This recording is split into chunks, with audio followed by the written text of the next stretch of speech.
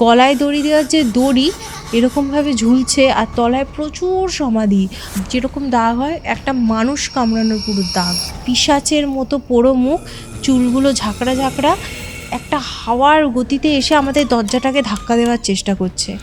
দাগটা এখনো অবধি রয়েছে, তার রক্তের দাগটা এইভাবে এবড়ো খেবড়োভাবে রয়েছে। কালো গাউন পরা বা কালো বোরখা টাইপের সিল্কের কিছু পরে একজন মহিলা হেঁটে এলেন, হেঁটে এসে দরজাটা এরকম করে ধরে এরকম করে টান দিল। পুটুলি বাঁধা ছিল নাম্বার 1 নাম্বার 2, সেই দুটো ঘরেই ঘটনা দুটো ঘটেছে। নাম্বার 3 নাম্বার 4-এ কিন্তু কিছু হয়নি, আর নাম্বার 3 নাম্বার 4-এ কিন্তু কোনো পুটুলি বাঁধাও নেই। লন্ডন, পুরুলিয়া এবং নর্থ বেঙ্গলকে কেন্দ্র করে কৌস্তবের আড্ডার আজকের এই হরর পডকাস্ট। আজকে আমাদের সাথে রয়েছেন শিল্পা। এমন কিছু কিছু ঘটনা শেয়ার করেছেন যা শুনলে আপনারা শিহরিত হয়ে উঠবেন। অন্ধকার জগৎ আমাদের এই আলোর জগতের সাথে একটা সমান্তরালে থাকে। কিছু কিছু সময় এই দুটো জগৎ মিলেমিশে একাকার হয়ে যায়। এমনই কিছু শুনতে চলেছেন আজকের এই এপিসোডটা কোথা থেকে দেখছেন সেটা কমেন্ট করে জানাতে ভুলবেন না। এবং হ্যাঁ, কৌস্তবের আড্ডাতে নতুন হলে এরকম গা ছমছমে হরর পডকাস্ট শুনতে ভালোবাসলে ডেফিনেটলি সাবস্ক্রাইব করবেন। আপনারা যদি আমার সাথে এরকম কোনো পডকাস্ট করতে চান, কোনো স্পিরিচুয়াল হেল্প চান, অ্যাস্ট্রোলজিক্যাল প্রেডিকশন চান, তন্ত্র রিলেটেড কোনো গাইডেন্স চান, আমাদের ডেসক্রিপশন বক্সে এবং কমেন্ট সেকশনে নাম্বার দেওয়া রয়েছে, যোগাযোগ করতে পারেন। বেশি কথা বাড়াবো না, সরাসরি চলে যাব কৌস্তবের আড্ডার আজকের এই হরর পডকাস্টে। হ্যালো শিল্পা, ওয়েলকাম টু কৌস্তবের আড্ডা। সবার আগে বলো, কেমন আছো তুমি? খুব ভালো আছি, তুমি কেমন আছো? আমিও ভালো আছি। ব্যাপারটা হচ্ছে যে তোমার লাইফে মাল্টিপল টাইম প্যারানর্মাল অ্যাক্টিভিটি ঘটেছে, ভৌতিক অভিজ্ঞতার সম্মুখীন হয়েছো। একদমই। অ্যান্ড আমি যদি খুব ভুল না করি, প্রথম যে ভৌতিক অভিজ্ঞতাটা ঘটেছিল তোমার সাথে সেটা লন্ডনে হয়েছিল। হ্যাঁ, দেশের বাইরে, বিলেতে। হ্যাঁ হ্যাঁ। তুমি একজন ভারতনাট্যম ডান্সার, শেখাও অ্যাজ ওয়েল, অ্যান্ড সেই সূত্রেই হয়তো ঘটনাটা শুরু হয়েছিল। কি ঘটেছিল না ঘটেছিল, ইচ অ্যান্ড এভরি ডিটেলস আমি শুরু থেকে জানতে চাই। কি হয়েছিল শিল্পা? আমি একজন ভারতনাট্যম নৃত্যশিল্পী, সেই সূত্রেই আমার প্রথম বিদেশে পাড়ি দেওয়া লন্ডনে আমি প্রথম গেছিলাম। আমার সাথে আমার যিনি গুরু আছেন, আমার ম্যাম, তিনিও আমার সাথে গেছিলেন। তো আমরা দুজনে প্রথম লন্ডন যাওয়ার সুযোগ পাই। ম্যাম অনেকবার গিয়েছেন ওখানে, কিন্তু আমার জন্য প্রথম সুযোগ ছিল। তো সেহেতু মানে আমার এক্সাইটমেন্টটাই আলাদা ছিল যে একটা নতুন দেশ দেখব, নতুন জায়গায় যাব। তো আমরা প্রথমে কলকাতা থেকে দুবাই যাই, দুবাই থেকে আবার ফ্লাইট ধরে আমরা হিথ্রোতে গিয়ে পৌঁছাই। হিথ্রোতে গিয়ে পৌঁছে আমাদের নিতে আসে ওখানকার কিছু অর্গানাইজার ছিল, তো তারাই গাড়ি পাঠিয়ে দেয়, নিতে আসে। তো প্রথম আমার চোখে বিলেত দেখা, অসাধারণ জায়গা, অসাধারণ, মানে গেছি, না গেলে সত্যি মানে বোঝাতে পারবো না এত সুন্দর জায়গা। তো আমরা প্রথমে গিয়ে আমাদের হোয়াইট চ্যাপেল বলে একটা জায়গা আছে লন্ডনে, ওখানে বেশিরভাগ বাঙালিরা, বাংলাদেশিরা বসবাস করেন। ওই হোয়াইট চ্যাপেলে আমাদের একটি বিল্ডিংয়ে থাকতে দেওয়া হয়েছিল। তো আমি আর ম্যাম ওই বিল্ডিংটাতে থাকতাম, ওই বাড়িটাতে। তো আমাদের গিয়ে প্রথমে পৌঁছে দেওয়া হলো ওই বাড়িতে, আমরা ফ্রেশ হলাম, তারপর আমাদেরকে বলা হলো রাতে ডিনারে নিয়ে যাওয়া হবে। তো আমরা এবার ওখানে সামার টাইমে, এই সামার টাইমটা হয় জুন জুলাই, এই টাইমটা, আমি জুলাইতে গেছিলাম। তো ওই টাইমটাতে রাত্রি 9:30-10টার দিকে সূর্য ডোবে। আচ্ছা। হ্যাঁ, সামার টাইমে অনেক দেরি করে ওখানে সূর্য ডোবে। তো তারপরে এবার যারা ওখানকার অর্গানাইজার আছে তারা বিভিন্ন রকম পদে আছেন, কেউ লন্ডনের মেয়র হন, কেউ বিভিন্ন রকম জায়গায় আছেন। তো ওনাদের কাজ সারতে সারতে রাতই হয়ে যেত। তো ওনারা বললেন যে রাতে আমরা ডিনারে নিয়ে যাব, তো সেই মতো রেডি হয়ে থাকতে। তো আমরা রেডি হয়ে থাকলাম, তারা আমাদের নিতে এলেন। এবার কিছু গাড়ি হচ্ছে, আমরা যেখানে যাব, যে রেস্টুরেন্টটাতে যাব, সেটা হচ্ছে লন্ডনের বাইরে। হ্যাঁ, তো ওইখানে যেতে গেলে নয় এপিং ফরেস্ট বলে একটা হরর ফরেস্ট আছে, তুমি গুগলে সার্চ করলে পেয়ে যাবে, হরর ফরেস্ট, এপিং ফরেস্ট। নয় ওই ফরেস্টের মধ্যে দিয়ে যেতে হবে, নয় তোমাকে বাইরের দিক দিয়ে ঘুরে তোমাকে যেতে হবে। তো কিছুজন যারা প্রেতে বিশ্বাস করে তারা হচ্ছে ওই ফরেস্টের মধ্যে থেকে তো কিছুতেই যাবে না, তারা ঘুরে যাবে। আর যারা বিশ্বাস করেন না তারা ওই ফরেস্টের মধ্যে দিয়েই যাবেন। তো আমি যাদের সাথে গেছিলাম তো তারা খুব একটা বিশ্বাস করতেন না। তো তারা বললো যে চলো কিছু হবে না, এপিং ফরেস্টে তোমাকে দেখাবো, চলো এপিং ফরেস্টের মধ্যে দিয়ে যাব। তো মনের মধ্যে তখন বাজে 10টা বেজে গেছে রাত্রির। মনের মধ্যে একটা ভয় ভয় কাজ করছে যে বাবা কি হবে, এরকম এপিং ফরেস্টের মধ্যে দিয়ে যাব।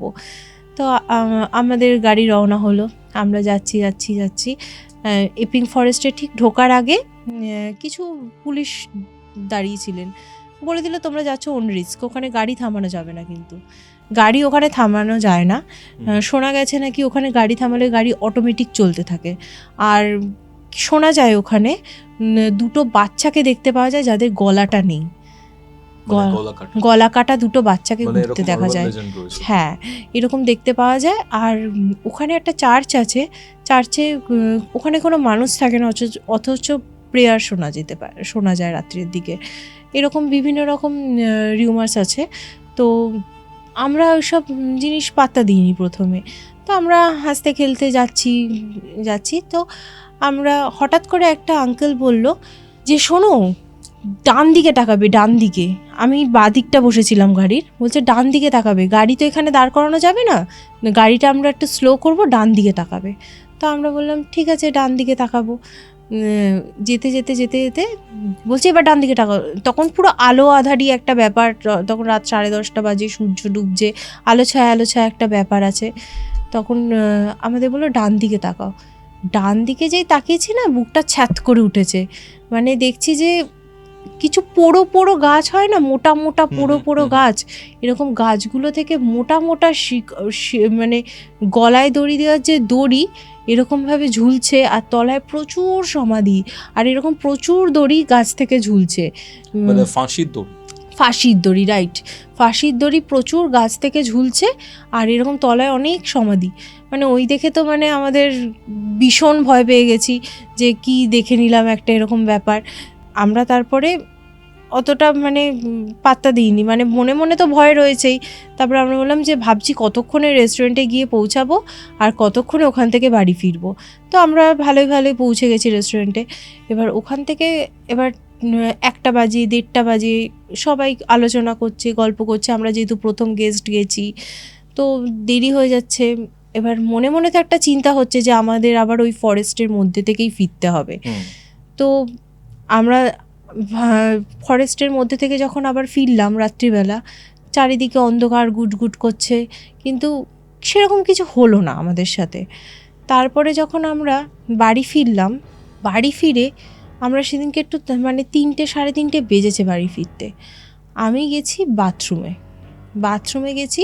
মানে আমাদের বিল্ডিংটা কেমন ছিল, ঢুকেই গেট খুললাম, ঢুকেই লেফট সাইডে একটা বাথরুম, রাইট সাইডে একটা বাথরুম, মাঝখানে একটা হল মতো, ডান দিকে কিচেন, 3টে রুম, আর এরকম করিডোর দিয়ে গিয়ে একটা রুম।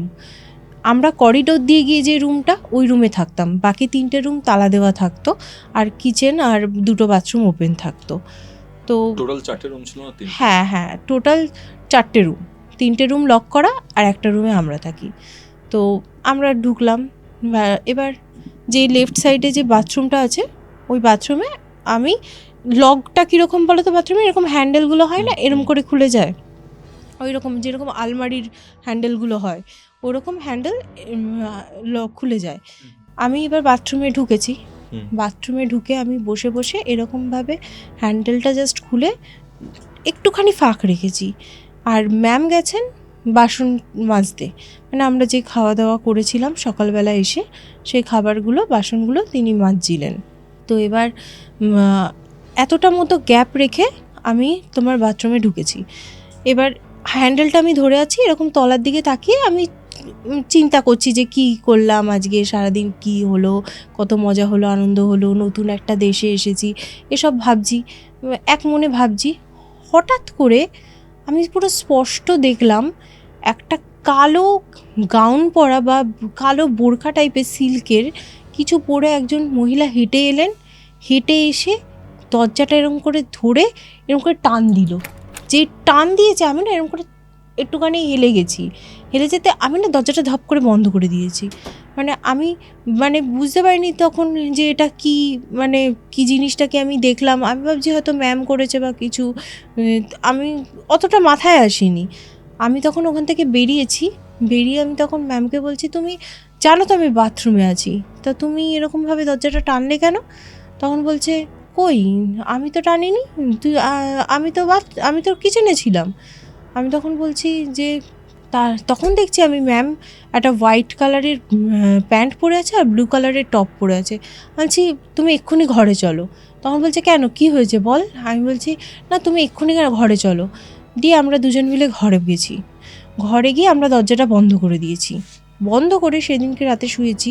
স্বপ্নে দেখছি একটা পুরো পোড়ো মুখ, একটা পিশাচের মতো পোড়ো মুখ, চুলগুলো ঝাঁকড়া ঝাঁকড়া, একটা হাওয়ার গতিতে এসে আমাদের দরজাটাকে ধাক্কা দেওয়ার চেষ্টা করছে। তোমাদের রুমের? হ্যাঁ, আমাদের রুমের দরজাটাকে।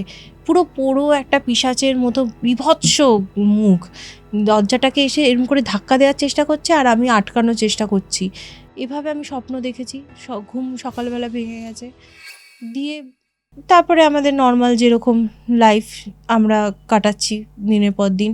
আর ওখানে আমরা রাত্রিবেলা ঘুরতাম, বেশিরভাগ রাত্রিবেলাই আমরা ঘুরতে বেরোতাম, সিটি দেখতাম। তো এইরকম চলছে। একদিন আমাদের ফিরে আসার ঠিক একদিন আগে আমাদের একটা মাঝখানে শোটও হয়ে গেছে।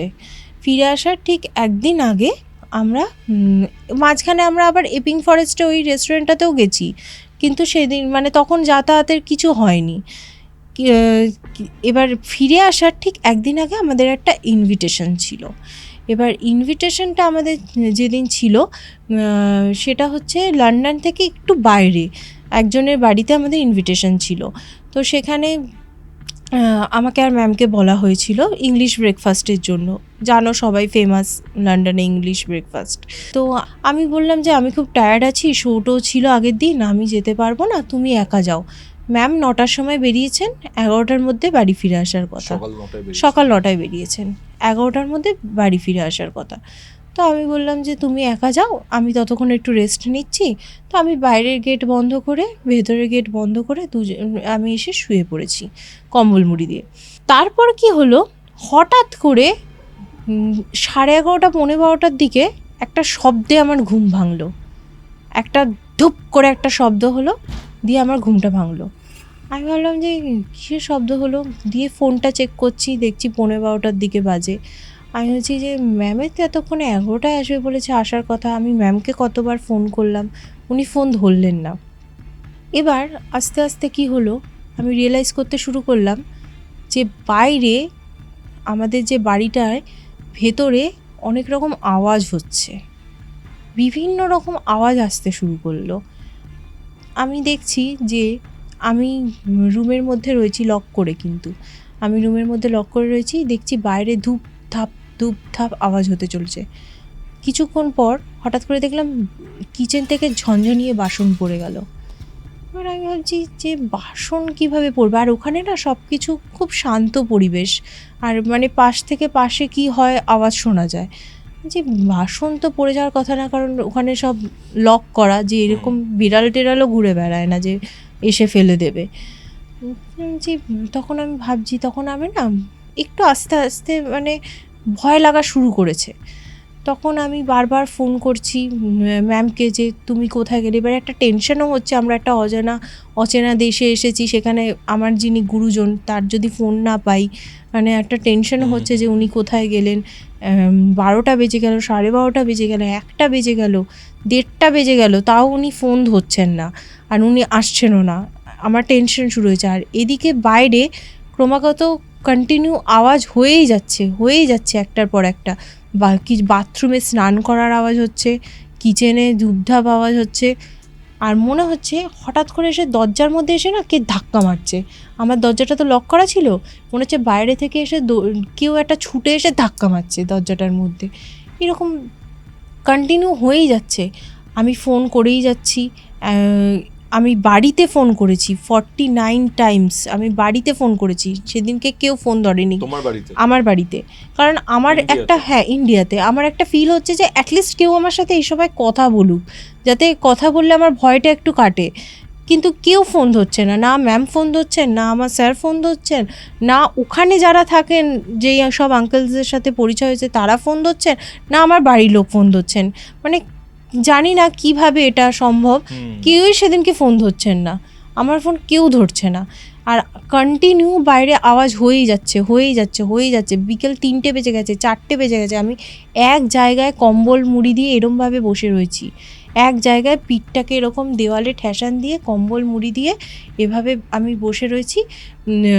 আর কি হচ্ছে বলো তো, মানে বাইরে থেকে না মনে হচ্ছে একটা, তুমি দেখবে দরজার তলায় একটা শ্যাডো পড়ে না, আলো এলে মনে হচ্ছে কে একটা চলে যাচ্ছে, একটা শ্যাডো মনে হচ্ছে এপাশ থেকে এপাশে যাচ্ছে, এপাশ থেকে আবার এপাশে যাচ্ছে একটা শ্যাডো, এরকম আমি 2-3 বার দেখেছি জিনিসটা।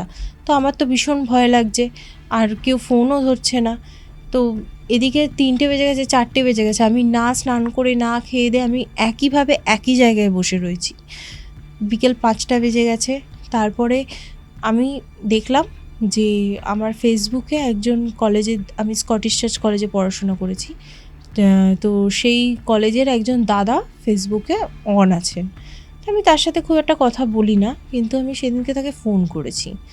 আমি ফোন করে বলছি যে বলছে হ্যাঁ বল, কেমন আছিস, তুই তো শুনলাম লন্ডনে গেছিস। বললাম হ্যাঁ দাদা, তুমি ভালো আছো? বলছে হ্যাঁ ভালো আছি। বলছে তুই কী করছিস বলতো, তুই বাসন কোসন নিয়ে তুই কি রান্না করছিস? আমি বলছি না, তুমি শুনতে পাচ্ছ? বলছে হ্যাঁ আমি তো শুনতে পাচ্ছি স্পষ্ট যে তোর এরকম আওয়াজ হচ্ছে। আমি বলছি না না কিছু না, বলো তুমি কেমন আছো। বলছে যে কী করছিস বলতো, তুই বাথরুমের আওয়াজ হচ্ছে, জলের আওয়াজ হচ্ছে, তুই করছিসটা কি? আমি বলছি দাদা তুমি শুনতে পাচ্ছ, স্পষ্ট শুনতে পাচ্ছ? বলছে হ্যাঁ আমি শুনতে পাচ্ছি তো। আমি বলছি জানো দাদা, আজকে সারাটা দিন সকাল থেকে আমার সাথে এটা ঘটেই যাচ্ছে, আমি পুরো স্পষ্ট শুনতে পাচ্ছি এরকম বাইরে হচ্ছে, মানে বাইরে না, মানে মনে হচ্ছে দরজাটা খুললেই বাইরে একটা তুলকালাম ঘটনা ঘটছে, এরকম মানে ওলট পালট সব। হ্যাঁ একদমই। তো তখন এবার আমি বলছি তুমি, তখন আমাকে দাদাটা বলছে তুই এক্ষুনি ওই বাড়িটা থেকে বেরো। আমি বলছি বিশ্বাস করো আমি ওই বাড়িটা থেকে বেরোতে পারবো না, মানে আমার বিছানা থেকে যে নামবো সেইটুকু ক্ষমতাও কিন্তু আমার মধ্যে নেই। তখন বলছে না তুই এক্ষুনি বেরো, তোকে বেরোতেই হবে। আমি বলছি আমি বেরোতে পারবো না, আমাকে জোর করো না, আমার ক্ষমতা নেই, ঠিক আছে ফোনটা রাখো, বলে রেখে দিয়েছি। আমার শুধু মানে একটাই লক্ষ্য ছিল যে একটু কেউ আমার সাথে কথা বলুক, আমার ভয়টা যাতে কাটে। তারপর কি হলো, তারপরে 7টা 7:30টার দিকে ম্যাম এলেন, কলিং বেল বাজলো, উনি এলেন। আমি বলছি তুমি কোথায় ছিলে সারাদিন জানো আমার সাথে এরকম এরকম ঘটনা ঘটেছে। বলছে কি বলছিস সত্যি? আমি বলছি হ্যাঁ সত্যি ঘটেছে এরকম। তখন বলছে যে আমি বলছি তুমি কোথায় ছিলে, তুমি ফোনটা ধরনি কেন? বলছে আরে আমি গেছিলাম, সেটা অনেক দূরে তাদের বাড়িতে, তারা আবার লাঞ্চ না করিয়ে ছাড়লো না, তাই জন্য ট্রেনে করে যেতে হয়, ট্রেন থেকে আবার বাসে করে যেতে হয়, অনেকটা দূরে তার বাড়ি ছিল। সে বললো যে তোমরা এতদিন পরে এসেছো, তো ওই জন্য আমার দেরি হয়ে গেল আসতে। আচ্ছা ঠিক আছে, এত আমাদের শো ছিল, এত আলোচনা করার সময় ছিল না। তো আমরা তারপরে শোয়ের জন্য রেডি হয়ে আমরা বেরিয়ে গেছি। তারপরে ঠিক তার মানে এটা কি আগের দিন শো ছিল না শো এর দিন হয়েছে? শোয়ের দিন হয়েছে, সকাল থেকে ঘটনাটা ঘটেছে। ম্যাম ফোন ধরে নিলেন? ফোন ধরেননি কারণ হচ্ছে ওনার তো মানে আমাদের তো ওয়াইফাই কানেক্ট করে ফোনটা হতো, মানে আমরা ওখানে গিয়ে সিম নিইনি, ওয়াইফাই থাকলে হ্যাঁ। তো উনি ওই জন্য কানেক্ট করেননি ফোনটা আর ওয়াইফাই, তো ফলে ফোনটা মানে হোয়াটসঅ্যাপে কল করতাম তো ফোনটা আর লাগছিল না, মানে ওই জন্য তোমার আমার সাথে কথা হতে পারেনি। তো তারপরে এবার ওই দিন আমরা শো করলাম। পরের দিন আমাদের লাস্ট ডে লন্ডনে, তো আমাদের এপিং ফরেস্টে আবার যাওয়ার কথা, যেই আঙ্কেলের রেস্টুরেন্টে আমরা গেছিলাম যাওয়ার কথা। তো স্বাভাবিকভাবেই সেম আবার যারা বিশ্বাস করে তারা বাইরে দিয়ে ঘুরে গেছে, আর যারা বিশ্বাস করে না তারা এপিং ফরেস্টের মধ্যে দিয়ে গেছে। তো আমরা গেছি, সবাই খাওয়া দাওয়া করেছি, আর রাত 3টে অবধি ওখানে মজা করেছি। যখন ফিরছি হঠাৎ করে কি হলো ব্যাপারটা, ওরা কিন্তু এত বছর ধরে ওই রেস্টুরেন্টে যাচ্ছে, যেহেতু বন্ধুর রেস্টুরেন্ট ওই একজন আঙ্কেলের, তো এত বছর মানে 34 বছর ধরে ওরা ওখানে যাচ্ছে, অথচ রাস্তা ভুল হওয়ার তাহলে কথা নয়। হ্যাঁ, তো আমরা কি দেখছি, আমরা যখন সবাইকে বিদায় জানিয়ে আমরা যখন গাড়িতে উঠলাম, হুম। উঠে আমরা যখন আসছি, সামনে যিনি আমার একজন আঙ্কেল আর যিনি লন্ডনে ফার্স্ট বাঙালি মেয়র তিনি বসেছিলেন, আর আমি বসেছিলাম, আর আমার ম্যাম এই পুরো বসেছিলেন কমিউনিটি পেছনে। বাঙালি? হ্যাঁ হ্যাঁ, বাঙালি। তো তখন তোমার যিনি সামনে বসেছিলেন, আমরা দেখছি যাচ্ছি যাচ্ছি যাচ্ছি, বারবার ঘুরে ঘুরে একই জায়গায় এসে পৌঁছাচ্ছি, অ্যারো দিয়ে লেখা এপিং ফরেস্ট, বারবার ঘুরে। তখন এবার দেখছি মানে দুজন আঙ্কেল নিজেদের মধ্যে আলোচনা করছে যে মানে ব্যাপারটা কি হলো, আমরা একই জায়গায় আসছি কী করে, রাস্তা কী করে ভুল হচ্ছে। তখন ম্যামও আমার দিকে তাকিয়ে বলছে যে কি হলো বলতো, আমরা একই জায়গায় বারবার ঘুরে ঘুরে আসছি কী করে। তখন কেউই কোনো উত্তর দিতে পারছে না, আর আমরা দেখছি কি বারবার যতবার ঘুরছি ঘুরে ঘুরে ওই একই জায়গায় এসে পৌঁছাচ্ছি, অ্যারো দিয়ে লেখা এপিং ফরেস্ট। তারপরে একটা গলি পেয়েছি, গলি দিয়ে ঢুকিয়েছে গাড়িটা। বিশ্বাস করো, রাস্তাটার মধ্যে কোথাও কোনো জল নেই, কোথাও জল নেই, অথচ আমরা যাচ্ছি পুরো মনে হচ্ছে গাড়ির দুপাশে জল ছেটাতে ছেটাতে যাচ্ছি। আচ্ছা। এরকম আওয়াজ হচ্ছে, পুরো মনে হচ্ছে জল ছেটাতে ছেটাতে যাচ্ছি, আর ইটের টুকরো কে পুরো এরম করে পিছনে মারছে। হঠাৎ করে দেখি আমার ম্যাম এরম করে বিড়বিড় করে শুরু করেছে। আমি ভাবছি কী হলো, মানে ব্যাপারটা যে ওনার কি কিছু হয়ে গেল নাকি। দেখি, আমি তখন বলছি কী হয়েছে, বলছে কিছু না, চুপ কর।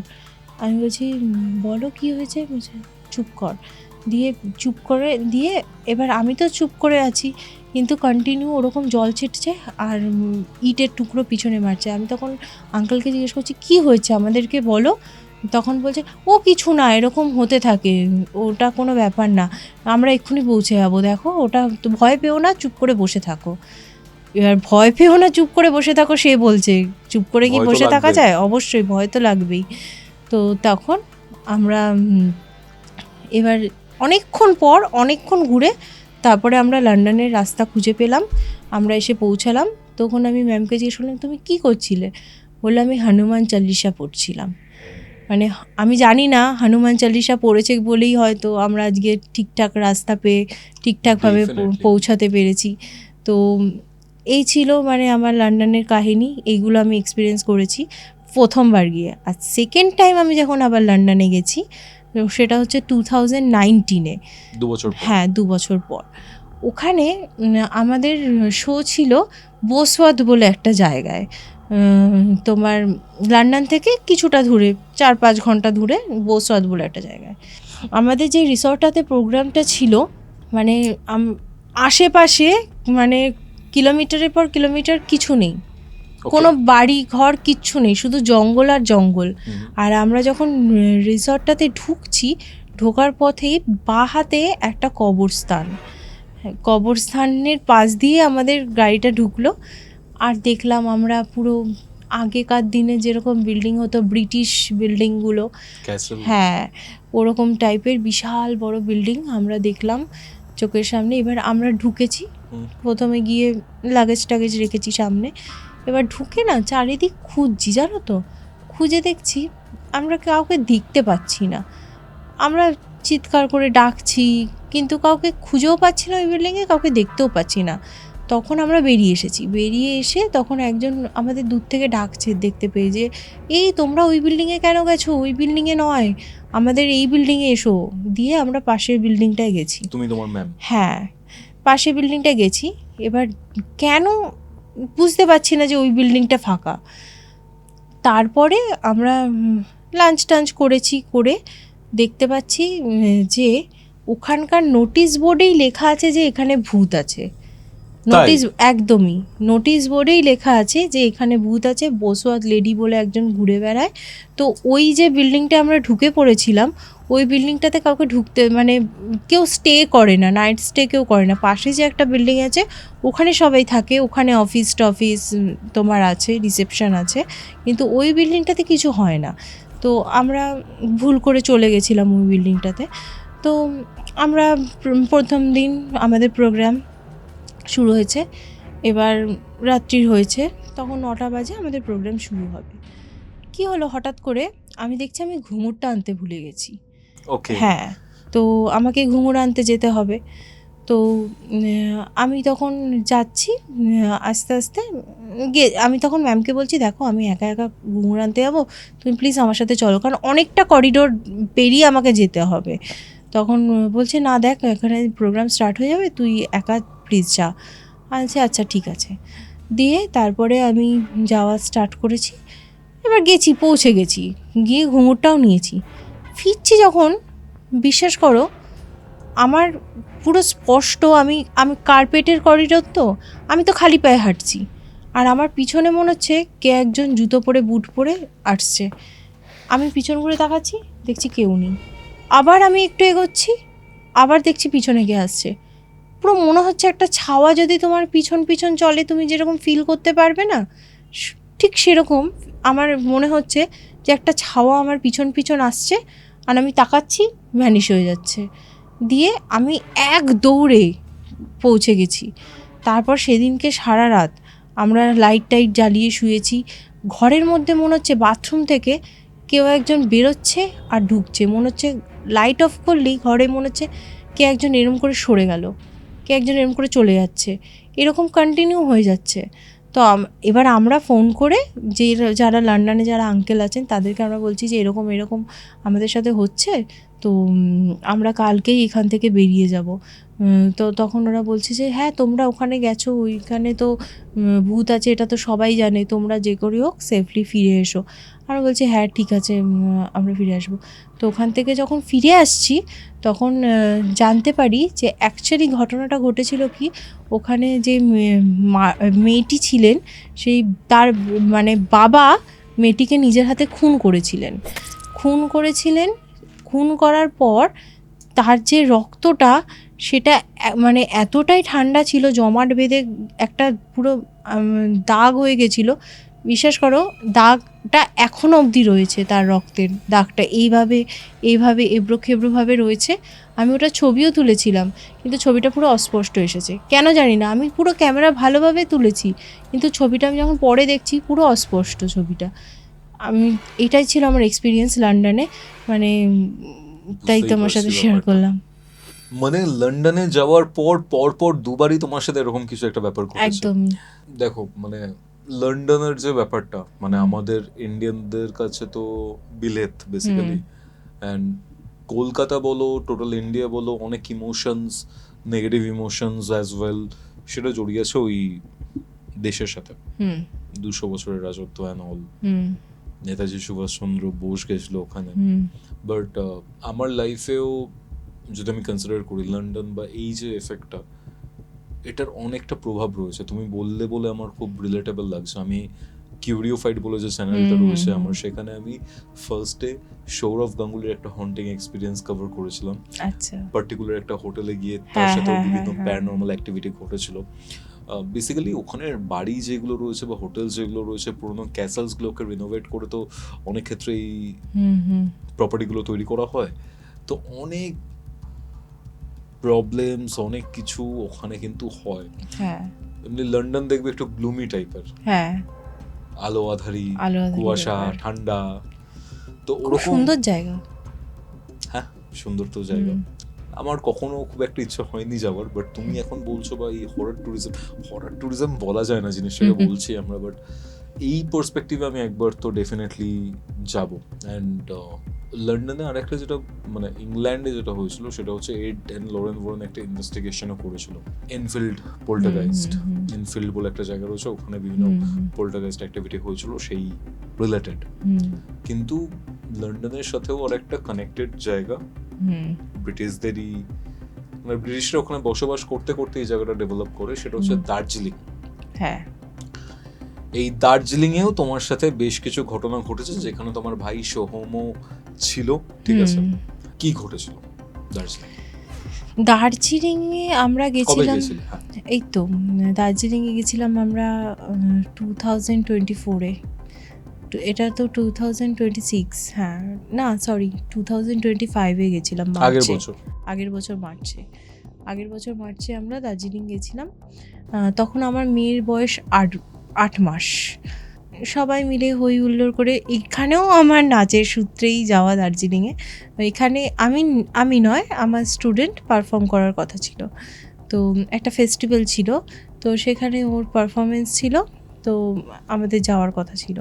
তো আমরা একসাথে গেছিলাম সবাই মিলে, আমি, আমার স্টুডেন্ট, আমার মা, আর আমার মেয়ের যে ন্যানি, সে, আমার ভাই, আমার হাজব্যান্ড, আমরা সবাই মিলে দার্জিলিং গেছিলাম। হই হই করতে করতে, বাঙালির একটা ইমোশন দার্জিলিং। তো সবাই মিলে আমরা দার্জিলিংয়ে তোমার ম্যাল রোড আছে, মল রোডের ওপরেই আমরা একটা হোটেল নিয়েছিলাম। হোটেলটা নো ডাউট খুব ভালো ছিল। তো সেখানে আমরা সবাই মিলে পৌঁছাই প্রথম দিন। সবাই খুব মানে খুশির মেজাজে আছে যে দার্জিলিং, মানে আমার মেয়েকে, ছোট মেয়েটাকে নিয়ে প্রথমবার পাহাড়ে ঘুরতে যাওয়া। তো আমরা প্রত্যেকে ভীষণ এক্সাইটেড যে সবাই মিলে একসাথে গেছি।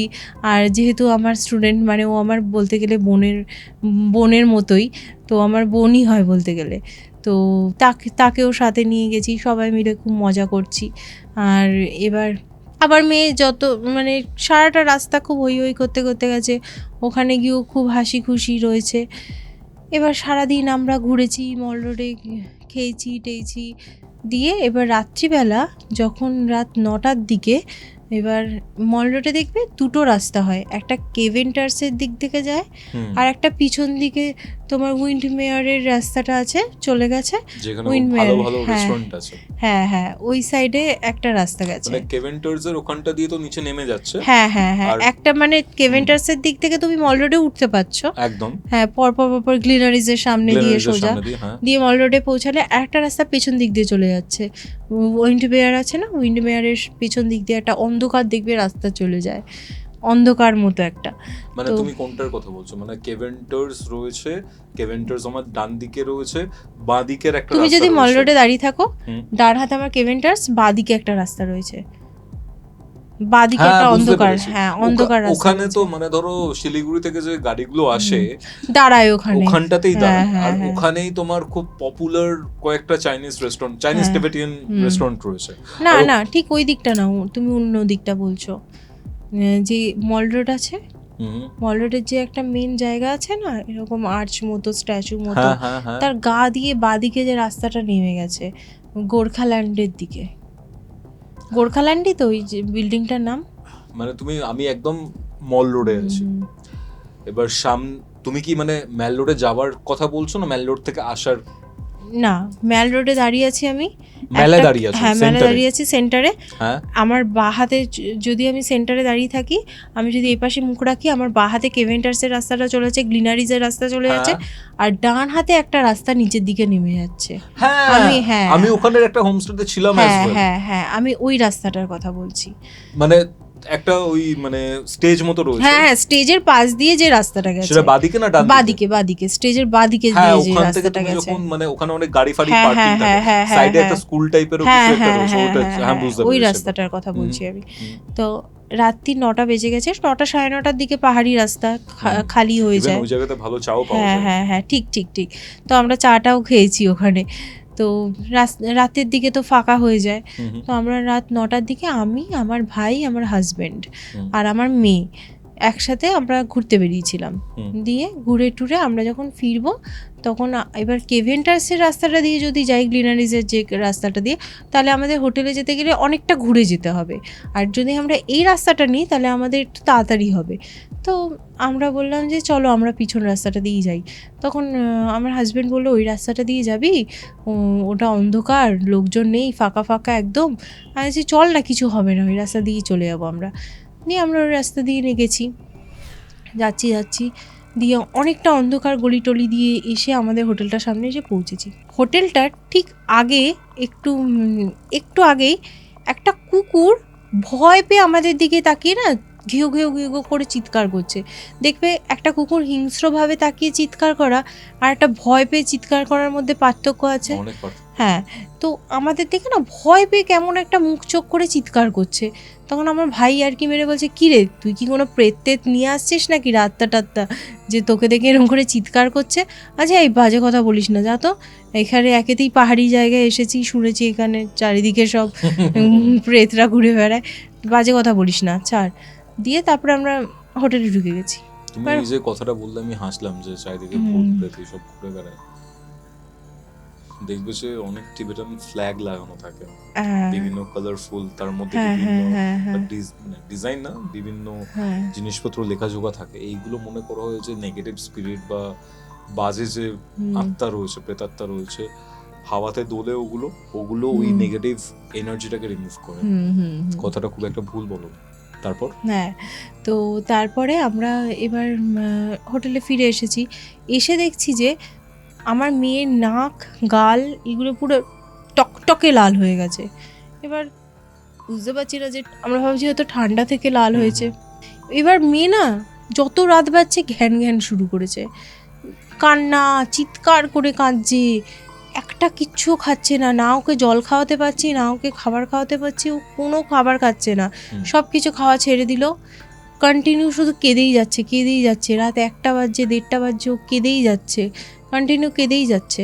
তারপরে এবার ওর যে ন্যানি ছিল ও বলছে আমি কিন্তু ঠিক ভালো বুঝছি না দিদি, ও কিছু খাচ্ছে না, খাওয়াও বন্ধ করে দিয়েছে, তোমাদের মনে হয় ওকে নিয়ে বেরোনোটা উচিত হয়নি।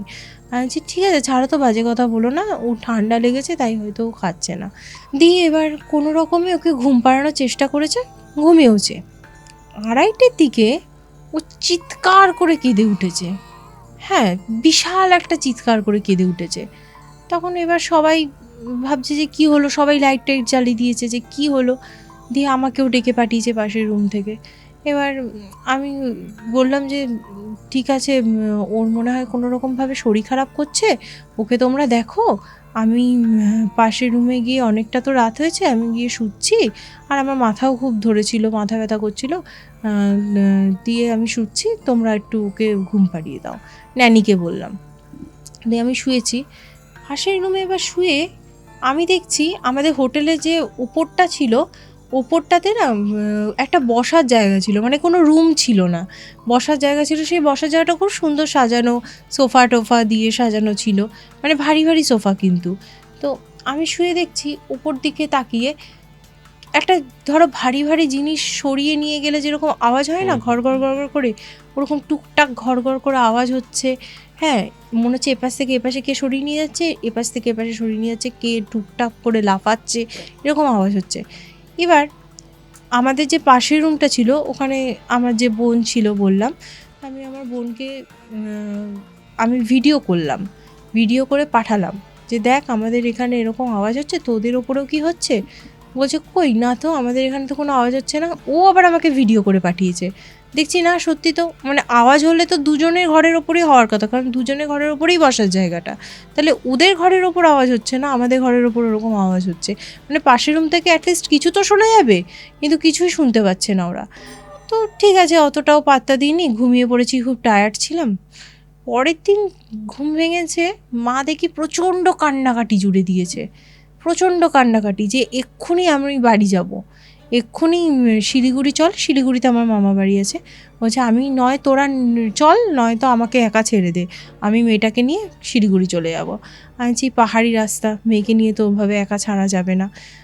তখন আমরা হঠাৎ কি হলো, মানে এত হ্যাঁ সেটাই বলছি যে হঠাৎ করে মানে এরকম কেন প্যানিক করছে। তখন দেখি কি, আমার মেয়ের পায়ে একটা পুরো মানুষ কামড়ালে যেরকম দাগ হয়, পুরো এই দাঁতের এই পুরো সেটটা নিয়ে যদি কামড়াও কাউকে যেরকম দাগ হয়, একটা মানুষ কামড়ানোর পুরো দাগ এরকম, কি বলছো? একদমই তাই, একটা পুরো মানুষ কামড়ানোর দাগ। মানে কোনো অ্যালার্জি যদি হয়, অ্যালার্জি তো ওরকম একটা মানুষ কামড়েছে ওরকম দাঁতের সেটে ওরকমভাবে তো অ্যালার্জিটা হবে না, অ্যালার্জিটা তো বিক্ষিপ্তভাবে হবে। একটা পুরো আমার কাছে ফটোও আছে, আমি তোমাকে দেখাবো, পুরো একটা মানুষ কামড়ানোর দাগ ওর পায়ের মধ্যে। আর ও তো কন্টিনিউ খাওয়া দাওয়া ছেড়ে দিয়েছে, কেঁদেই যাচ্ছে। তো মা তো খুব প্যানিক করছে যে আমি শিলিগুড়িতে চলে যাই তোরা। এবার ওই দিনকেই আমাদের প্রোগ্রাম না করে আমরা আসতেও পারছি না, খুব মুশকিলে পড়ে গেছি। তো আমরা বললাম যে ঠিক আছে ওকে কোনো রকমভাবে খাওয়ানোর চেষ্টা করো, আমরা কোনোভাবে প্রোগ্রামটা করে নিই। দিয়ে আমরা তারপরে প্রোগ্রামটা শুরু করলাম। সন্ধ্যের মধ্যে প্রোগ্রাম আমাদের শেষ হয়ে গেল। তারপর আমরা সেদিনকে তাড়াতাড়ি শুয়ে পড়েছিলাম, 12টার দিকে শুয়েছি। হঠাৎ করে এবার সবাই একটু না ভয় পেয়ে আছে, কারণ আমরা মাঝখানে খেতে গেছিলাম, ডিনার করতে গেছিলাম, আমার মেয়েকে নিয়ে ন্যানি একা ঘরে ছিল। হ্যাঁ, ন্যানি না, সরি, আমার মা আমার মেয়েকে নিয়ে একা ঘরে ছিল, ন্যানি, আমি, আমার ভাই, আমার হাজব্যান্ড সবাই মিলে খেতে গেছি। এবার মা আমার গায়ে কাটা দিচ্ছে বলতে গেলে, মা শুনছে যে পাশের ঘরে আমি খুব কাঁদছি আর আমি ঝগড়া করছি। তুমি আমি গায়ে কাটা দিচ্ছে, সত্যি আমার ভাবলেই এখন কেমন লাগছে। মা পুরো স্পষ্ট শুনছে আমি খুব জোরে জোরে কাঁদছি আর আমি ঝগড়া করছি। এবার মা বেরোতে পারছে না বাচ্চাটাকে একা ছেড়ে। এবার যখন আমরা ফিরেছি কিছুক্ষণ পর, বলছে কি হলো তোর, কাঁদছিলি কেন এরকম চিৎকার করে? আর পাহাড়ে জায়গা, শান্ত। আমি বলছি কোথায়, আমরা তো খেতে গেছিলাম, আমরা কেন চিৎকার করতে যাবো? বলছি আমি স্পষ্ট শুনলাম তুই কাঁদছিস, চিৎকার করছিস, তোদের মধ্যে ঝগড়া হচ্ছে। আমি বলছি না, এসব কিচ্ছু হয়নি। তখন এবার সবাই না মোটামুটি খুব ভয় পেয়ে গেছে। তো আমরা সেদিনকে রাতে কি ঠিক করলাম, যে ন্যানি, মা, বাচ্চাটা একসাথে একটা খাটে শোবে, আমার ভাই একটা খাটে, আর আমাদের রুমে আমি, আমার বোন আর আমার হাজব্যান্ড একসাথে শোবো। ওটাই ঠিক করলাম আমরা। তো শুয়েছি রাত্রিবেলা, সেদিন 12টা 12:30 মধ্যে শুয়ে পড়েছি। শুতেই দেখছি ওপরে আবার আগের দিনের মতো আওয়াজ শুরু হয়ে গেছে, আচ্ছা কন্টিনিউ হচ্ছে আওয়াজটা। এবার আমি তখন ওদেরকে বলছি চ না গিয়ে দেখে আসি কিসের আওয়াজ হচ্ছে। ওরা বলছে না, পাহাড়ি জায়গায় এসব করতে যাস না। আচ্ছা দেখ, জানতে তো হবে কেন হচ্ছে আওয়াজটা, এমনি এমনি হচ্ছে? বলছে না ছেড়ে দে, যাওয়ার দরকার নেই, শুয়ে পড়। দিয়ে শুয়ে পড়েছি। এবার 3টে 3:30টার দিকে আমার ঘুম ভেঙেছে আওয়াজই। যেই ঘুমটা ভেঙেছে আমি দেখলাম আমাদের আমাদের রুমে মানে পাশে একটা বসার জায়গার মতো ছিল, ওখানে একটা প্লাস্টিক সমেত আমার কিছু জিনিস ধপ করে পড়ে গেল। এবার যদি পাহাড়ি জায়গায়, শান্ত জায়গায় ধপ করে কিছু প্লাস্টিক পড়ে যায়, তুমি তো পুরো স্পষ্ট বুঝতে পারবে যে এখানেই পড়লো। এবার গিয়ে আমি খুঁজে দেখছি যে কই কিছু তো নেই, কোথাও কিছু পড়েনি, অথচ পুরো আওয়াজ হলো যে প্লাস্টিক সমেত আমার জিনিস পড়ে গেল। আমি দেখছি সব কিছু নর্মাল, সব জায়গায় আছে। দিয়ে আমি এসে বিছানায় শুয়েছি। শুতেই আমি দেখলাম আমার পাশে আমার বোন হঠাৎ করে না চোখটাকে এরম করে তাকালো আকাশের দিকে, মানে ওপরের দিকে এরম করে তাকালো। চোখটা না পুরো রক্ত জবার মতো টকটকে লাল, শিরা শিরা শিরা শিরা দিয়ে যেরকম লাল হয় না, পুরো টকটকে লাল। আমার দিকে এরম করে তাকালো, দিয়ে আমার দিকে এরম করে তাকালো। আমি বললাম যে কী রে, তোর কী হয়েছে? কোনো উত্তর দিল না, আবার চোখটা বন্ধ করে এরম করে শুয়ে পড়লো। দিয়ে আমি মোটামুটি ভয় পেয়ে গেছি যে কি হলো ওর। স্টুডেন্ট তোমার? ও, ওর এখন 24, বড় বড় মেয়ে, 24। হ্যাবক কিছু না হলে তো ভয় পাবে না। হ্যাঁ, তো মানে ওর চোখটা ওরকম লাল আমি দেখলাম। দিয়ে ও আবার চোখ বন্ধ করে শুয়ে পড়লো। দিয়ে আমিও শুয়ে পড়েছি। দিয়ে আবার আমার ঘুম ভেঙেছে 5:30টার দিকে, আমি দেখছি তখনও কন্টিনিউ আওয়াজটা হচ্ছে। দিয়ে 6:30টার দিকে যখন ঘুম ভেঙেছে তখন কিন্তু আর আওয়াজটা হচ্ছে না। তো তারপরে আমরা কোনো রকমে তাড়াতাড়ি করে সব গুছিয়ে টুছিয়ে শিলিগুড়ি চলে আসি। তো শিলিগুড়ি এসে আমার মেয়ে দেখে আবার নর্মাল হয়ে গেল, মানে ওখানে যেরকম ছিল আমার মেয়ে সেরকম আর নেই। এসে দেখলাম আবার নর্মাল, হাসছে, খেলছে, কথা বলছে। কিন্তু বাড়িতে গিয়ে ওর প্রচণ্ড বমি শুরু হয়ে গেল, প্রচণ্ড শরীর খারাপ হয়ে গেল, প্রচণ্ড ওই 8 মাসের বাচ্চা কষ্ট পাচ্ছে, বমি করছে, নাক মুখ দিয়ে পুরো বমি বেরোচ্ছে। এবার আমাকে একজন বয়স্করা যারা আছে তারা বলল যে আমার মনে হয় এটা ভালো দেখা ঠেকছে না, তুই একটা ওঝার কাছে নিয়ে যা, একটু ঝাড়িয়ে আন। ওঝা না, আর বলো না যে মসজিদ হয়, মসজিদে নিয়ে গিয়ে ঝাড়িয়ে আন পীর বাবার থেকে। তো আমি আমার মেয়েকে নিয়ে গেলাম। বিশ্বাস করো, আমি যেই ঝাড়ালাম তারপর থেকে আমার মেয়ে পুরো নর্মাল, কোনো বমি নেই, কিছু নেই, সব খাওয়া দাওয়া স্টার্ট করে দিল। তারপরে একটু শরীর খারাপ ছিল, আমি একজনকে দেখালাম। সে বলল যে, সে যা বললো আমার ভেবে এখনও মানে গায়ে কাটা দিচ্ছে। সে বলল ওই যে আমরা ওই রাস্তাটা দিয়ে এসেছি, আমাদেরকে একটা পিশাচ ফলো করেছিল। ওই আর যেহেতু আমার সেই সময় পিরিয়ডসও ছিল, ওই সময় নাকি ভূত প্রেতরা বেশি অ্যাট্রাক্ট হয়। তোমার একটা পিশাচ ফলো করেছিল, সে ওকে নিয়ে যাওয়ার চেষ্টা করেছিল। মানে এটা আমার যে ন্যানি আছে, সে মানে স্বপ্নতেও দেখেছে, মানে ওই দার্জিলিংয়ের হোটেলেই স্বপ্নতে দেখছে যে আমার মেয়েকে কোলে নিয়ে একজন মহিলা দাঁড়িয়ে আছে আর এদিকে মেয়ে খাটের উপর শুয়ে আছে। দিয়ে মহিলাটা বলছে আমি ওকে নিয়ে চলে যাব, আমি ওকে নিয়ে চলে যাব। তখন ন্যানিটা বলছে না তুমি নিয়ে যেও না, নিয়ে যেও না, এরকম স্বপ্ন দেখেছে। দিয়ে তখন ঘুমটা ভেঙে গেছে। তারপরেই যা যা ঘটনা ঘটেছে। তো আসলে জানতে পারলাম যে ওই রাত্রির 2:30টার সময় যে মেয়ে কেঁদে উঠেছিল, ওই যে দাগটা আসলে কামড়টা তখনই বসিয়েছে, পিশাচটা তখনই 2:30 নাগাদ কামড়টা বসিয়েছে, তার জন্যই মেয়েটা ওরকম চিৎকার করে কেঁদে উঠেছে।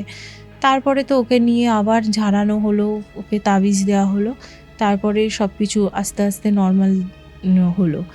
তো এটা ছিল মানে দার্জিলিংয়ে আমার ভয়াবহ অভিজ্ঞতা।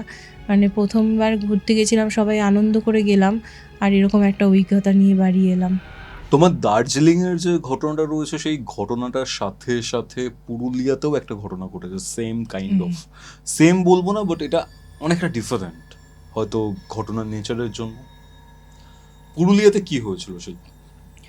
পুরুলিয়াতে হয়েছিল কি, আমরা পাড়ার 3টে ফ্যামিলি মিলে পুরুলিয়া গেছিলাম। তো সবাই হই হুল্লোড় করে গেছি একসাথে, খুব মজা হচ্ছিল। তো যেতে যেতে আমাদের অনেক রাত হয়ে গেছিলো। বেগুনকোদো স্টেশন আছে পুরুলিয়ার বেগুনকোদো স্টেশনের পাশ থেকে আমরা গেছি। যেতে এবার এতটাই রাত হয়ে গেছিলো, 10টা 10:30, পুরো অন্ধকার ঘুটঘুটে রাস্তা, ড্রাইভারও চালাতে ভয় পাচ্ছে, পাহাড়ি রাস্তা। তো আমরা গিয়ে উঠলাম একটা রিসর্টে, গাড়িতেই গেছিলাম, মানে আমরা ট্রেনে করে যাইনি, আমরা গাড়ি করেই গেছিলাম। তো যেতে যেতে আমাদের অনেক রাত হয়ে গেছিলো। রিসর্টে যখন পৌঁছালাম, দেখলাম আশেপাশে শুধুমাত্র পাহাড় আর ধানক্ষেত ছাড়া আর কিছু নেই, চারিদিকটা পুরো অন্ধকার, মানে একটা পান বিড়ি সিগারেটের দোকান পর্যন্ত নেই আশেপাশে, শুধুমাত্র পাহাড়ের মাঝখানে আমাদের রিসর্টটা কেমন দেখতে বলো তো? ঢুকে বাদিকে খাওয়ার জায়গা, তারপরে আর একটু ঢুকে একটা বিল্ডিংয়ের মধ্যে নাম্বার 1 নাম্বার 2 দুটো রুম, আর একটু জঙ্গল আছে, তারপর জঙ্গলের পর আবার আর একটা বিল্ডিংয়ের মধ্যে নাম্বার 3 নাম্বার 4 রুম, আর মাঝখানটা পুরোটাই হচ্ছে একটা বড় পুকুর। তো আমরা প্রথমে নাম্বার 3 রুমে আমি আর একটা দিদি গিয়েছিলাম। তো ওখানে কি হলো, আমাদের ভাইরা বললো, দিদি তোরা এখানে থাকিস না, কারণ এই রুমের বাথরুমটাতে ছিটকিনিটা কাজ করছে না, বাথরুমে একটা ছোটো জানলা মতো ছিল, তো ওখানে ছেলেগুলো যাতায়াত করছে, তোরা নাম্বার 1 রুমে চলে যা। 1 রুমে যে বাথরুমের যে জানলাটা আছে, ওর পিছনে পুরো খাদ, মানে একটা মানুষ দাঁড়ানোর জায়গা পর্যন্ত নেই। তো আমরা ঠিক করলাম যে ঠিক আছে, নাম্বার 1 রুমেই আমরা চলে যাব। তোমার মা বাবা ওখানেই ছিল? না, মা বাবা যায়নি, প্রথম দিন মা বাবা যায়নি, কারণ আমার ভাইয়ের এক্সাম ছিল, আমার মা বাবা পরের দিন গেছে, আমি সেটা পরে আসছি। তো প্রথম দিন আমি আর পাড়ার 2টো কাকিমা আর তাদের ফ্যামিলি আমরা গেছি। তো মা বাবা ভাইকে নিয়ে পরের দিন আসবে। তা প্রথম দিন আমরা কি করেছি, কীরকমভাবে শেয়ার করেছি, প্রথম দিন আমি আর দিদিটা নাম্বার 1 রুমে, আর 2 কাকিমা নাম্বার 2 রুমে, আর নাম্বার 3 রুমে ভাই, মানে আমার ভাই না, মানে ওই দিদিটার ভাই, আর একটা দিদিটার হাজব্যান্ড আর তার বাবা আর ড্রাইভার হচ্ছে নাম্বার 4 রুমে। তো আমরা এভাবে ভাগ হয়ে গেছি। তো রাত্রিবেলা শুয়ে আছি ওই ঠান্ডার মধ্যে, মানে পুরুলিয়ার ঠান্ডা তো জানো, জাকিয়ে ঠান্ডা পড়ে, হ্যাঁ শীতকালে একদম, মানে তোমার ফেব্রুয়ারির দিকে। তো প্রচণ্ড ঠান্ডা পুরুলিয়াতে তখন। রাত্রিবেলা শুয়ে আছি, বিশ্বাস করো, হঠাৎ করে ঘরটা পুরো মনে হচ্ছে 42 ডিগ্রিতে পৌঁছে গেছে, গরম লাগছে, এত গরম লাগছে, লেপ টেপ সব খুলে ফেলেছি, পুরো ঘেমে গেছি, মনে হচ্ছে 42 ডিগ্রিতে পৌঁছে গেছি আমরা। আর টুকটাক না দরজার মধ্যে আওয়াজ হচ্ছে, তো অতটা মানে একটু ভয় ভয় লাগছে, কারণ ঘরটা না ছিল বিশাল বড়, আর ও আর আমি এক কোণে খাটটাতে 2জন মিলে শুয়ে আছি, ঘরটা বিশাল বড়, পুরো ঘরটা মনে হচ্ছে গিলে খেতে আসছে অন্ধকারের মধ্যে। হ্যাঁ, তো কোনো রকমে একটা রাত কাটিয়ে দিয়েছি। এবার পরের দিন আমাদের ভাইদের আসার কথা, ভাইরা এসেছে, সারাদিন পুরুলিয়ায় বিভিন্ন জায়গা যে ড্যাম আছে ওখানে সব জায়গা আমরা ঘুরেছি, মজা করেছি, খাওয়া দাওয়া করেছি একসাথে দিয়ে। এবার যখন রাত হয়েছে আমরা ফিরেছি রাত্রিবেলা, এবার আমরা শুয়ে আছি। আমরা কিভাবে শুয়েছি বলো তো, এবার নাম্বার 2 রুমে 2জন কাকিমা প্লাস আমার মা, আর নাম্বার 3 রুমে হচ্ছে ছেলেরা সব, নাম্বার 3 আর 4-এ ছেলেরা সব ভাগ করে নিয়েছে, আর নাম্বার 1 রুমে আমি, দিদির হাজব্যান্ড, আমার ভাই আর দিদির ভাই একসাথে আমরা শুয়েছি। 3টে এরকম বেড আছে, প্রথম বেডে প্রথমে দিদির হাজব্যান্ড, তারপরে দিদি, তারপর আমি, তারপর আমার ভাই, তারপরে দিদির ভাই, এরকমভাবে আমরা শুয়েছি রাত্রিবেলা। হঠাৎ করে শুয়ে আছি, বিশ্বাস করো, পুরো এরকম করে ঘুমাচ্ছি, তো হঠাৎ করে মনে হলো আমার গলাটাকে এরকম করে চেপে ধরেছে, কি বলছো? হ্যাঁ, মনে হলো 2 হাত দিয়ে এরকম করে গলাটাকে চেপে ধরেছে। আমি না এরকম করে ঘুমের মধ্যে ছটফট ছটফট করতে উঠেছি, ছটফট ছটফট করে উঠেছি। আমি বলছি যে কী হলো ব্যাপারটা, দিয়ে আমি দেখছি এরকম করে ছাড়ানোর চেষ্টা করছি, আমি পুরো ফিল করতে পারছি একটা হাত, আমি এরকম করে ছাড়ানোর চেষ্টা করছি, দিয়ে ছাড়িয়ে দিয়েছি। হ্যাঁ, দিয়ে দেখলাম কারেন্টটা অফ হয়ে গেল। একটা ছোটো আমরা লাইট জ্বালিয়ে শুয়েছিলাম, লাইটটা দেখলাম অফ হয়ে গেল সঙ্গে সঙ্গে। তখন আমি না ভয়তে এরম করে 2টো হাত বুকের মধ্যে নিয়ে এরম করে তাকিয়ে শুয়েছি সোজাসুজি, আর আমার মাথা বরাবর একটা লাল পুঁটলি বাঁধা, জানো তো, আচ্ছা, মানে তান্ত্রিকদের যেরকম পুঁটলি হয় না, কোনো তন্ত্র পুজো টুজো করে বেঁধে দেয়, ওরকম বাঁধা রয়েছে। আমি এরকম করে ওটার দিকে তাকিয়ে শুয়েছি, হঠাৎ করে কারেন্টটা চলে এলো। কয়েক সেকেন্ডের জন্য কারেন্টটা গেছিলো, কারেন্টটা চলে এলো, চলে আসতেই দরজা এরকম করে 2বার টক টক করে টোকা পড়লো। হ্যাঁ, আমি ভাবছি কেউ বদমাইশি করছে না কি করছে, দিয়ে এসব ভাবতে ভাবতে ঠাকুরের নাম জপ করতে করতে ঘুমিয়ে পড়েছি। সকালবেলা যখন ঘুম ভাঙে তখন দেখছি সব কাকিমাদের চিৎকারে ঘুম ভেঙেছে। কাকিমাগুলো বলছে যে এই চল চল চল, এখানে চল, ভূত আছে। তারা বলছে ভূত আছে, কি বলছো, কেন, মানে কি ব্যাপার, কি হয়েছে তোমাদের সাথে? তখন বলছে আস্তে আস্তে যে কাকিমাদের রুমে কি হয়েছে, একটা ইমার্জেন্সি লাইট ছিল, লাইটে কোনো কানেকশান ছিল না, হঠাৎ করে নিজে থেকে জ্বলে উঠেছে, নিজে থেকে বন্ধ হয়ে গেছে কোনো কানেকশান ছাড়াই। তারপরে কি হয়েছে, কাকিমারা শুয়েছে, মানে একটা বেডে 2 কাকিমা শুয়েছে, আর একটা সেপারেট বেডে আমার মা শুয়েছে। কাকিমা ভাবছে, ঘরের মধ্যে দেখছে কে একটা মহিলা হাঁটা চলা করছে, বাথরুমে যাচ্ছে জুতো পরে বাথরুমে যাচ্ছে, বাথরুম থেকে আসছে, এসে বিছানায় যাচ্ছে, আবার বাথরুমে যাচ্ছে আসছে। এবার কাকিমা ভাবছে আমার মা যাচ্ছে, অন্ধকার তো রুমটা, আলো আধারি বাইরে থেকে যে আলো আসছে সেটার মধ্যে দেখতে পাচ্ছে।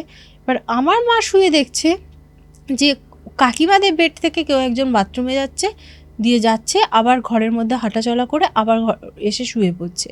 এবার আরেকজন কাকিমা যে আছে সে আবার দেখছে যে ঘরের মধ্যে এরকম করে কি হাঁটাচলা করছে, যাচ্ছে আবার শুয়ে আসছে। এবার সবাই ভাবছে যে ওরা যারা দুজন একসাথে শুয়েছে তারা ভাবছে আমার মা যাচ্ছে, আর মা ভাবছে ওদের দুজনের মধ্যে কেউ একজন যাচ্ছে।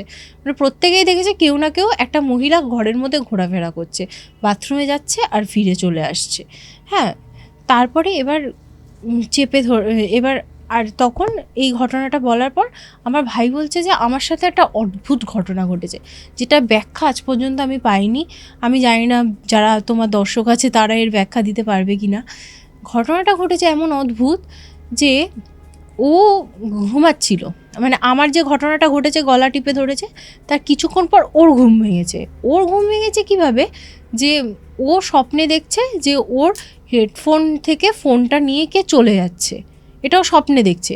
এবার স্বপ্নে হয় না এরকম দেখলে হঠাৎ করে এরকম ঘটনা ঘটলে আচমকা ঘুমটা ভেঙে যায় যে এই আমার ফোনটা নিয়ে চলে গেল, দিয়ে এবার ওর না ওরকমভাবেই ঘুমটা ভেঙে গেছে যে ফোনটা নিয়ে চলে গেলো, দিয়ে ও খুঁজছে যে ফোনটা কোথায় গেলো হাতে রাত্রে খুঁজছে। এবার দেখছে সত্যি ফোনটা নেই। এবার ও দেখছে যে চোর টোর এলো নাকি, সবার ফোন রয়েছে আমার ফোনটা নেই। এবার দেখছে হেডফোনটা এরকম ঝুলছে, আর বেডগুলোর মধ্যে কোনো ফাঁকও নেই যে ফোনটা গলে পড়ে যাবে। এবার ও ফোনটা খুঁজছে যে সত্যি যেটাও স্বপ্নে দেখেছে ফোনটা নেই, ফোনটা দেখছে বেডের সামনে পায়ের তলায় এরকম একটুখানি ঢুকিয়ে রাখা রয়েছে। এবার ফোনটা যদি মাথার দিক থেকে পড়ে নিশ্চয়ই ছিটকে ওখানে যেতে পারবে না, আর আমরা কেউ গিয়ে ফোনটা ওরকম পায়ের কাছে রেখে দিয়ে আসবো না, আর ও নিজেও এটা করবে না, পায়ের কাছে ফোনটা গিয়ে রেখে দিয়ে আসবে না। তাহলে ঘটনাটা ঘটলো কিভাবে, মানে ফোনটা তাহলে ওখানে গেল কিভাবে? আর ও যেটা স্বপ্নে দেখছে যে ফোনটা নিয়ে চলে যাচ্ছে, আর সেটাই বাস্তবে ঘটছে যে ওর ফোনটা নিয়ে চলে যাচ্ছে, ফোনটা ওরকম পায়ের কাছে পড়ে, এটা কি করে পসিবল? এটার ব্যাখ্যা আমরা এখনও অবধি পাইনি। তারপরে পরের দিন সকালবেলা আমরা সবাই মিলে ম্যানেজারকে ধরলাম যে বলো এখানে কি আছে। যে রাধুনি আছে সে বলছে এখানে ভূত আছে, করেছিল, তাদের আত্মা ঘুরে বেড়ায়। এবার কিন্তু যিনি ম্যানেজার আছে সে বলছে না না এইসব বাজে কথা নেই, কিন্তু রাধুনি বলছে না এখানে আত্মা আছে, করেছিল তাদের আত্মা এখানে ঘুরে বেড়ায়। আর বিশ্বাস করো যে 2টো ঘরে পুটুলি বাঁধা ছিল, নাম্বার 1 নাম্বার 2, সেই 2টো ঘরেই ঘটনা দুটো ঘটেছে। নাম্বার 3 নাম্বার 4-এ কিন্তু কিছু হয়নি, আর নাম্বার 3 নাম্বার 4-এ কিন্তু কোনো পুটুলি বাঁধাও নেই। নাম্বার 1 নাম্বার 2-তেই ওই তন্ত্রমন্ত্র পড়া পুটুলিটা বাঁধা রয়েছে। আর এই 2টো রুমেই আমাদের সাথে এই ঘটনাটা ঘটেছিল। তারপর আমরা ওখান থেকে ব্যাক করলাম ভয় নিয়ে। দিয়ে আমাদের যে মানে যে কাকিমা গেছিলেন তিনি খুব ভয় পেয়ে গেছিলেন। তিনি ভয় পেয়ে তোমার তাকে ঝাড়াতে হয়েছিল। আর আমার হয়েছিল কি, আমার না মানে এরম করে আমি হাতটা খুলতে পারতাম না, আমার মনে হতো কারোর সাথে টাচ লেগে যাবে। তারপরে মানে পুরো যে হাতটা খুলছি আমি তখন হাতটা এরকম খুলতে পারতাম না, আমার মনে হতো কেউ একটা আমার পাশে দাঁড়িয়ে আছে, আমি হাতটা খুললেই তার গায়ে টাচ লেগে যাবে। তো এরকম সবার মধ্যে না একটা ভয় কাজ করেছিল। তারপরে সেই কাকিমাকেও ঝাড়ানো হয়, আমাকেও ঝাড়ানো হয়, তারপর আস্তে আস্তে আমরা নর্মাল হই। মানে তোমার লাইফে মাল্টিপল টাইম তুমি এগুলোর একদম। তুলা রাশি তোমার হ্যাঁ বেসিক্যালি হ্যাঁ হ্যাঁ। হয় এইসব ব্যাপার স্যাপারগুলো। আজকে শ্যুট করতে গিয়েও আমরা বিভিন্ন ধরনের বাধা পেয়েছি, বাট স্টিল তোমার যা উইল পাওয়ার, সেই উইল পাওয়ারের মধ্যে তুমি এই পুরো ঘটনাটা যে জানাতে পেরেছো, এটা অনেক বড় ব্যাপার। আমি খুব ডিটেলসে বলছি না, ঘটনা বলতে বলতে তোমার শরীর খারাপও করেছে, বাট স্টিল তুমি বসে যে পুরো ঘটনাটা শেয়ার করলে, এইসব ঘটনা না আমাদের জীবনের মধ্যে একটা রেশ রেখে যায়। বারবার যখন তুমি রিকল করছো বা কিছু করছো, তোমার ওই ইম্প্যাক্টটা পরে বডিতে আসে। থ্যাংক ইউ শিল্পা কৌস্তবের আড্ডাতে আসার জন্য। ওয়েলকাম। আপনারা আজকের এই এপিসোডটা যারা যারা দেখলেন তাদের কেমন লাগলো সেটা কমেন্ট করে জানান। ভিডিওটা ভালো লাগলে অবশ্যই লাইক করে শেয়ার করে দিন। অ্যান্ড আপনারা যদি কৌস্তবের আড্ডাতে নতুন হন, সাবস্ক্রাইব করে বেল নোটিফিকেশন অন করে নিতে কিন্তু ভুলবেন না। আপনার যদি আমার থেকে কোনো স্পিরিচুয়াল হেল্প লাগে, কোনো অ্যাস্ট্রোলজিক্যাল প্রেডিকশন লাগে, তন্ত্র রিলেটেড কোনো হেল্প লাগে, যোগাযোগ করুন আমাদের অফিসিয়াল হোয়াটসঅ্যাপ নম্বরে, এবং আপনার ঘটনাও শেয়ার করতে পারেন সেখানে। নাম্বারটি হচ্ছে 6290675195। এই নাম্বারটা আপনারা ডিসক্রিপশন বক্স এবং কমেন্ট সেকশনের একদম প্রথম পিন কমেন্টে পেয়ে যাবেন। তাহলে চলুন দেখা হচ্ছে পরবর্তী এপিসোডে। ততক্ষণ অবধি কৌস্তবের আড্ডার এরকম আরও এপিসোড দেখতে আপনার মোবাইল স্ক্রিনে আসা ডান দিকের অথবা বাদিকের বক্সে ক্লিক করুন।